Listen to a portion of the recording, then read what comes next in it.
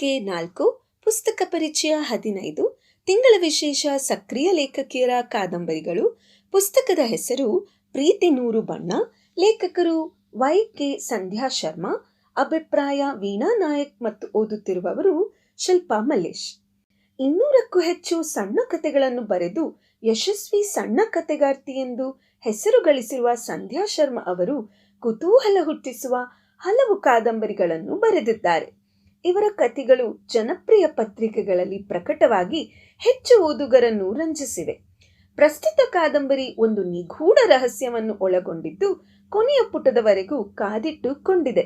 ಒಂದೇ ರೀತಿಯ ಕಥೆಗಳನ್ನು ಓದಿ ನೀರಸ ಭಾವ ಬಂದಿದ್ದರೆ ಮಧ್ಯೆ ಇಂಥ ಕಾದಂಬರಿಗಳನ್ನು ಓದುವುದು ಒಳ್ಳೆಯ ಬದಲಾವಣೆ. ಶ್ರುತಿ ಮತ್ತು ವಾಣಿಗೆ ಅಂದು 2ನೇ ವರ್ಷದ ಫೈನಲ್ ಪದವಿ ಪರೀಕ್ಷೆ ಆರಂಭ. ಇಬ್ಬರು ಹಾಸ್ಟೆಲ್ ರೂಮಿನಲ್ಲಿ ರಾತ್ರಿ ಇಡೀ ಓದಿ ಸುಸ್ತಾಗಿ ಬೆಳಗ್ಗೆ ಆತುರದಿಂದ ಕಾಲೇಜ್ಗೆ ಹೊರಟಿದ್ದಾರೆ. ದಾರಿಯಲ್ಲಿ ವಾಣಿ ಗೆಳತಿಯ ಹಾಲ್ ಟಿಕೆಟ್ ನಂಬರ್ ಕೇಳುತ್ತಾಳೆ. ಶ್ರುತಿ ತನ್ನ ಪರ್ಸ್ನಿಂದ ಹಾಲ್ ಟಿಕೆಟ್ ತೆಗೆದು ನೋಡುವಷ್ಟರಲ್ಲಿ ಅದು ಜೋರಾದ ಗಾಳಿಯಿಂದ ಹಾರಿ ಹೋಗುತ್ತದೆ. ಅದರ ಹಿಂದೆ ರಸ್ತೆಯಲ್ಲಿ ಓಡುತ್ತಾ ಇರುವ ಶ್ರುತಿಗೆ ದ್ವಿಚಕ್ರ ವಾಹನದಲ್ಲಿ ಹೋಗುತ್ತಿದ್ದ ಯುವಕನ ಸಹಾಯದಿಂದ ಹಾಲ್ ಟಿಕೆಟ್ ಸಿಗುತ್ತದೆ. ಪರಸ್ಪರ ಪರಿಚಯ ಮಾಡಿಕೊಳ್ಳುತ್ತಾರೆ. ಪರಿಚಿತನಾದ ಯುವಕನ ಹೆಸರು ಸುಧೀರ್ ನಾಡಿಗ್. ಅವನು ಒಂದು ಖಾಸಗಿ ಕಾಲೇಜಿನಲ್ಲಿ ಟೆಂಪರರಿ ಲೆಕ್ಚರರ್ ಆಗಿ ಕೆಲಸ ಮಾಡುತ್ತಿರುವುದಾಗಿ ತನ್ನ ಪರಿಚಯ ಕೊಡುತ್ತಾನೆ. ಶ್ರುತಿ ತನ್ನ 4ನೇ ವರ್ಷ ವಯಸ್ಸಿನಲ್ಲಿ ತಂದೆ ತಾಯಿ ಇಬ್ಬರನ್ನು ಕಾರು ಅಪಘಾತದಲ್ಲಿ ಕಳೆದುಕೊಂಡು ಚಿಕ್ಕಪ್ಪನ ವಾತ್ಸಲ್ಯಪೂರ್ಣ ಪೋಷಣೆಯಲ್ಲಿ ಬೆಳೆದ ಶ್ರೀಮಂತ ಪುತ್ರಿ ಎಂದು ಮಾತಿನ ವಾಣಿ ವಿವರವಾಗಿ ಹೇಳುತ್ತಾಳೆ. ಪರೀಕ್ಷೆ ಮುಗಿದ ವಾಣಿ ಊರಿಗೆ ಹೋದ ಮೇಲೆ ಕೆಲವು ದಿನ ಶ್ರುತಿ ಚಿಕ್ಕಪ್ಪನಿಗಾಗಿ ಹಾಸ್ಟೆಲ್ನಲ್ಲಿ ಕಾಯಬೇಕಾಗುತ್ತದೆ. ಚಂಚಲ ಮನಸ್ಸು ಸುಧೀರನ ಭೇಟಿಗೆ ಹಾತೊರೆದಾಗ ತಾನೇ ಫೋನ್ ಮಾಡಿ ಅವನ ಜೊತೆಗೆ ಹೋಟೆಲ್ ಪಾರ್ಕ್ಗಳಿಗೆ ಹೋಗುತ್ತಾಳೆ. ಕೆಲವೇ ದಿನಗಳಲ್ಲಿ ಶ್ರುತಿ ಸುಧೀರರ ಪರಿಚಯ, ಪ್ರೇಮವಾಗಿ ಮದುವೆಯೂ ಆಗುತ್ತದೆ. ಶ್ರುತಿಯ ಚಿಕ್ಕಪ್ಪ ಭಾಸ್ಕರ್ ರಾವ್ ದೇಶಪಾಂಡೆ ಸುಧೀರರನ್ನು ಭೇಟಿ ಮಾಡಿ ಅವನ ಕುಟುಂಬದ ಹಿರಿಯರ ಬಗ್ಗೆ ವಿಚಾರಿಸಿದಾಗ ತಾನು ಅನಾಥನೆಂದು ಅಳಿದ ಚಿಕ್ಕಪ್ಪ ಸಾಕಿ ಬೆಳೆಸಿದರೆಂದು ತಿಳಿಸುತ್ತಾನೆ. ಆದುದರಿಂದ ಹೆಚ್ಚಿನ ತನಿಖೆಗೆ ಆಸ್ಪದವಿಲ್ಲದೆ ಕೂಡಲೇ ಮದುವೆ ಮಾಡುತ್ತಾರೆ. ಸುಧೀರ್ ಕೆಲಸಕ್ಕೆ ರಾಜೀನಾಮೆ ಕೊಟ್ಟು ಮನೆ ಅಳಿಯನಾಗಿ ಶ್ರುತಿಯೊಂದಿಗೆ ಸಿರಿವಳ್ಳಿಯಲ್ಲಿ ತೋಟಗದ್ದೆಗಳ ಮೇಲ್ವಿಚಾರಣೆ ಮಾಡುತ್ತಾ ಭಾಸ್ಕರ್ ರಾಯರ ವಿಶ್ವಾಸ ಗಳಿಸುತ್ತಾನೆ. ಸುಧೀರ್ನ ಸಲಹೆಯಂತೆ ಒಂದು ಕಾಫಿ ತೋಟವನ್ನು ಖರೀದಿಸುತ್ತಾರೆ. ಅಲ್ಲಿದ್ದ ಹಳೆಯ ಮನೆಯನ್ನು ನವೀಕರಿಸಿ ಸುಶ್ರುತಿ ಎಂದು ಹೆಸರಿಡುತ್ತಾರೆ. ಸುಧೀರ್ ಪತ್ನಿ ಶ್ರುತಿಯನ್ನು ಕರೆದುಕೊಂಡು ಸುಶ್ರುತಿಗೆ ವಾಸಕ್ಕೆ ಹೋಗುತ್ತಾನೆ. ಚಿಕ್ಕಪ್ಪ ಹಿರಿಯರ ಮನೆ ಬಿಟ್ಟು ಬರಲು ಒಪ್ಪುವುದಿಲ್ಲ. ಸುಧೀರ್ನೊಂದಿಗೆ ತೋಟದಲ್ಲಿ ತಿರುಗಾಡುತ್ತಿರುವಾಗ ನಿಧಾನವಾಗಿ ಅವನ ಹಿಂದೆ ಬರುತ್ತಿದ್ದ ಶ್ರುತಿ ಹಠಾತ್ತಾಗಿ ಜೋರಾಗಿ ಕಿರಿಚುತ್ತಾಳೆ. ಓಡಿ ಬಳಿ ಬಂದ ಗಂಡ ಸುಧೀರನಿಗೆ ಒಂದು ಪೊದೆಯನ್ನು ತೋರಿಸುತ್ತಾಳೆ.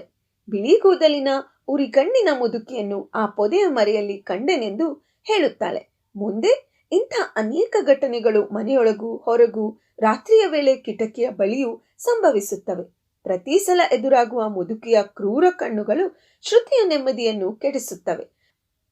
ದುಷ್ಟ ಜನರ ಸಂಪರ್ಕವಿಲ್ಲದೆ ಸುಖವಾಗಿ ಬೆಳೆದ ಕೋಮಲ ಮನಸ್ಸಿನ ಶ್ರುತಿಗೆ ಹೊಸ ಮನೆಯಲ್ಲಿ ಅಭದ್ರತೆಯ ಭಾವ ಕಾಡುತ್ತದೆ.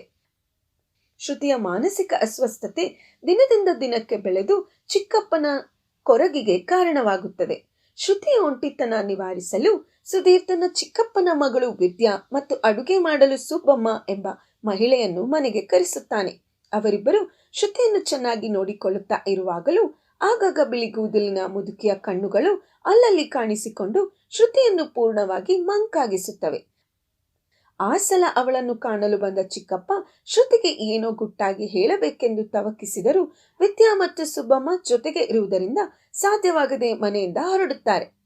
3 ದಿನಗಳ ನಂತರ ಶ್ರುತಿಯ ಚಿಕ್ಕಪ್ಪ ಭಾಸ್ಕರ್ ರಾವ್ ರವರು ಕಾರು ಅಪಘಾತದಿಂದ ರಸ್ತೆಯಲ್ಲಿ ಸತ್ತು ಬಿದ್ದಿರುವ ಸುದ್ದಿ ಬಂದು ಶ್ರುತಿಯ ಮನಸ್ಸಿನ ಕೊನೆಯ ಆಧಾರವು ಕಳಚಿ ಬೀಳುತ್ತದೆ. ಡಾಕ್ಟರ್ ಸಲಹೆಯಂತೆ ಅವಳನ್ನು ಮುಂಬೈಯಲ್ಲಿರುವ ಆಸ್ಪತ್ರೆಗೆ ಸೇರಿಸಿ ಮನೋರೋಗಕ್ಕೆ ಚಿಕಿತ್ಸೆ ಕೊಡಿಸುತ್ತಾರೆ. ಸುಧೀರ್ ತನ್ನ ಮನೆಗೆ ಹಿಂದಿರುಗಿ ಎಸ್ಟೇಟ್ನ ವ್ಯವಹಾರ ನೋಡಿಕೊಳ್ಳುತ್ತಾನೆ. ಮುಂದೊಂದು ದಿನ ಸುಶ್ರುತಿಯಲ್ಲಿ ಸಂಭ್ರಮದ ವಾತಾವರಣ. ಡೈನಿಂಗ್ ಟೇಬಲ್ ಸುತ್ತಲೂ ಸುಧೀರ್ ಸಮೇತ 3 ಜನ ಕುಳಿತು ಸರಸವಾಗಿ ಹರಟುತ್ತಾ ಸುಗ್ರಾಸ ಭೋಜನ ಮಾಡುತ್ತಿದ್ದಾರೆ. ಉಳಿದ ಇಬ್ಬರಲ್ಲಿ ಒಬ್ಬರು ತೆರೆದ ಮನೆ ಬಾಗಿಲ ಕಡೆ ನೋಡಿ ಬೆಚ್ಚಿ ಕಿರ್ಚುತ್ತಾರೆ. ಸುಧೀರ್ ತಿರುಗಿ ನೋಡುತ್ತಾನೆ. ಶುಭ್ರ ಬಿಳಿ ಉಡುಪಿನಲ್ಲಿ ವಿಕಾರವಾಗಿ ಕಣ್ಣು ಬಿಟ್ಟು ನೋಡುತ್ತಿರುವ ಶ್ರುತಿ. ಮುಂದೇನು? ಈ ಕುತೂಹಲ ಇಂಗಿಸಲು ಖಂಡಿತ ಕಾದಂಬರಿಯನ್ನೇ ನೀವು ಓದಬೇಕು. ಧನ್ಯವಾದಗಳು.